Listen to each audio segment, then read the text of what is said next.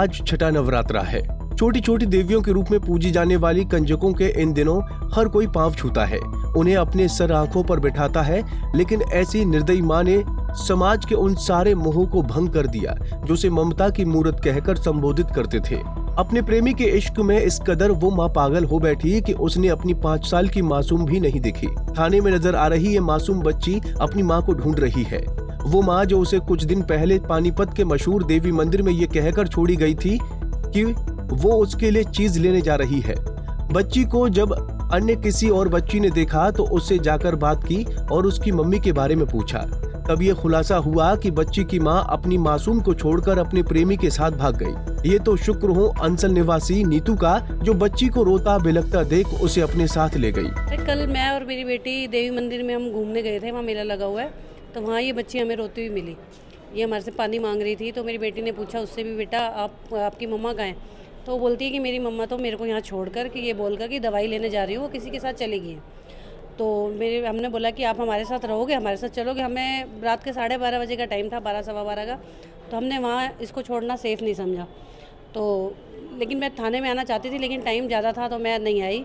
और पुलिस का तो देख लो जी, सुबह से अगर दीदी के साथ है तब नहीं आ रही तो मैं फ़ोन करती तो कौन आता, ठीक है। तो इसलिए फिर मैंने रात को ही दीदी को कॉल किया कि दी ऐसे ऐसे एक लड़की मिली है। तो दीदी ने बोला कि आप रखो रात को, सुबह फिर चलते हैं थाने, देखते हैं जो भी होता है। तो सुबह फिर मैंने दीदी को कॉल किया, बाकी सब दीदी ने आपको बता ही दिया जो उन्होंने कार्रवाई की। बच्ची अच्छे से बोलती है, बताती है एड्रेस वगैरह? हाँ जी, हाँ बोलती सब कुछ है और एड्रेस भी बताती है, अपने दादा का नाम, सबका नाम बताया उसने मुझे। एड्रेस भी अब उसी ने बताया हमें अपने घर का। मिली तो क्या घबराई हुई थी, किस तरीके, क्या हालात थे उस टाइम मतलब पे? बिल्कुल गंदी हालत में थी। मतलब ऐसा लग रहा था कि 5-6 दिनों से यहीं पे है। फिर मैंने आसपास के लोगों से भी पूछा वहाँ पर, जो वहाँ पे स्टॉल लगे हुए थे, तो वो बोल रहे थे कि हम 26 तारीख से कंटिन्यू इस लड़की को यहाँ पर देख रहे हैं और हमें नहीं पता इसकी मम्मा कहाँ है या इसके फैमिली वाले कहाँ हैं, पर हम कंटिन्यू इसको यहीं पर देख रहे हैं।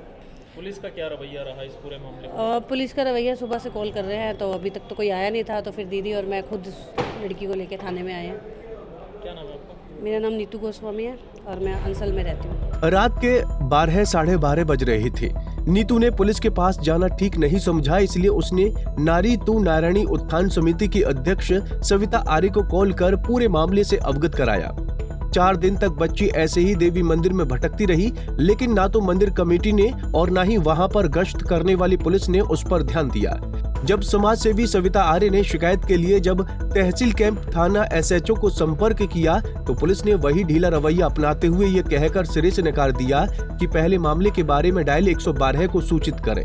सारी कोशिशें करने के बाद सविता बच्ची को लेकर तहसील कैंप थाने पहुंची। देवी मंदिर में एक बच्ची मिली है 6-7 साल की, और कई दिन से पता चला कि कई दिन से ये वहीं खा रही थी, वहीं सो रही थी, वहीं रह रही थी।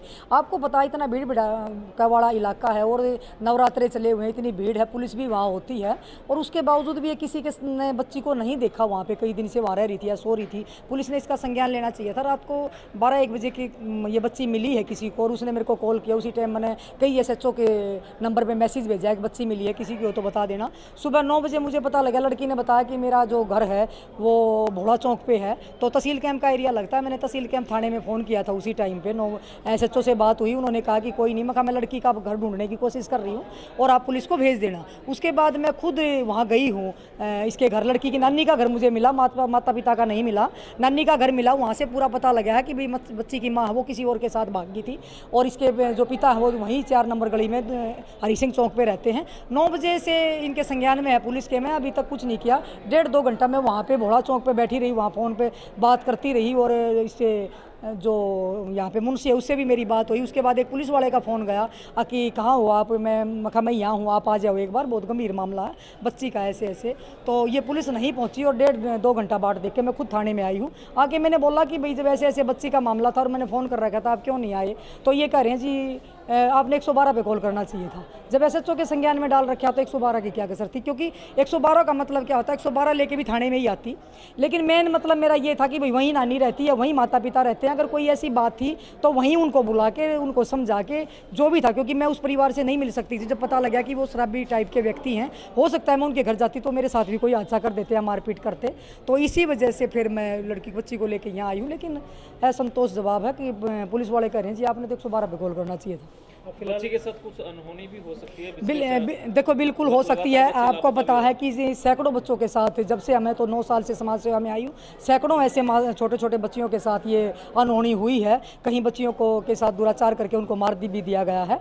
और इसी डर के कारण और इसी के कारण मैं बच्ची को लेके यहाँ पे पहुँची हूँ कि बच्ची सेफ रहे। और मैं ये चाहती हूँ कि पुलिस इसकी तफ्तीश करे, और अगर बच्ची के कोई रहने का ठिकाना नहीं है, कि माँ भी चली गई और पिता शराबी है या कोई भी परिवार में इस तरीके का व्यक्ति नहीं है, तो इसको बाल गृह में भेजा जाए। वो 6 साल की मासूम 4 दिन तक देवी मंदिर में प्रसाद के सहारे अपना समय व्यतीत कर रही थी।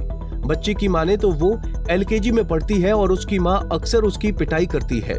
फिलहाल पुलिस ने बच्ची के बयान दर्ज कर उसे एकता विहार स्थित सृष्टि होम में भेज दिया है। सोमवार को बच्ची की काउंसलिंग होगी। समिति के सदस्यों ने बच्ची को उसकी नानी से मिलवाया। ये भी काबिले जिक्र हो कि छोटे छोटे बच्चे काफी संख्या में पानीपत से गायब हो रहे हैं। अगर अंचल में रहने वाली महिला भी उसे बाकियों की तरह ही अनदेखी करती तो शायद बच्ची के साथ कुछ भी अप्रिय घटना हो सकती थी। इसका कौन जिम्मेदार होगा? क्या वो माँ जो अपने आशिक के इश्क में इतनी अंधी हो गई कि उसे अपने मासूम ही नजर नहीं आई? पानीपत से सचिन शर्मा, पंजाब केसरी टीवी। हमसे जुड़े रहने के लिए हमारे YouTube चैनल को सब्सक्राइब करें और नई वीडियो की नोटिफिकेशन के लिए बेल आइकॉन को दबाएं।